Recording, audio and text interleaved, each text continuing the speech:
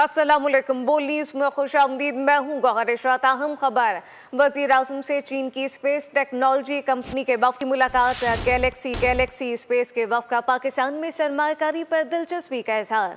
Pakistan space technology शोबे को इंतहाई अहमियत दे रहा है, जबकि चीन के साथ स्पेस टेक्नोलॉजी और सेटेलाइट में ताउन बढ़ाने के ख्वाह हैं।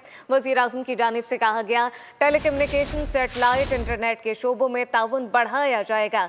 वफ़द का पाकिस्तान में पुरतबाक मेज़बानी पर हुकूमत पाकिस्तान का शुक्रिया। वज़ीर आज़म से चीन की स्पेस टेक्नोलॉजी कंपनी के वफ़द की मुलाकात हुई। गैलेक्सी स्पेस के वफ़द का पाकिस्तान में सरमायाकारी पर दिलचस्पी का इजहार। पाकिस्तान स्पेस टेक्नोलॉजी शोबे को इंतहाई अहमियत दे रहा है। चीन के साथ स्पेस टेक्नोलॉजी और सेटेलाइट में ताउन बढ़ाने के ख्वाह हैं, जबकि टेलीकम्युनिकेशन, सेटेलाइट, इंटरनेट के शोबों में ताउन को बढ़ाया जाएगा। वफ़द का पाकिस्तान में पुरतबाक मेज़बानी पर हुकूमत पाकिस्तान का शुक्रिया। सब्सक्राइब करें और बेल दबाएं ताकि कोई खबर रह न जाए।